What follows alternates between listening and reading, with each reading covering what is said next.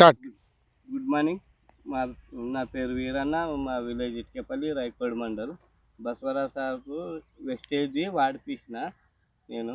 ఏమేమి వాడి సార్? అక్వజల్ వాడినా, ఫస్ట్ స్టార్టింగ్లో అక్వజల్ వాడినా. దాని తర్వాత ఇక పెట్టేటప్పుడు ఉంటేనేమో గ్యాన్వేలు 82 కలిపి డిఏపిలో కొంచెం కలిపి వేసిన.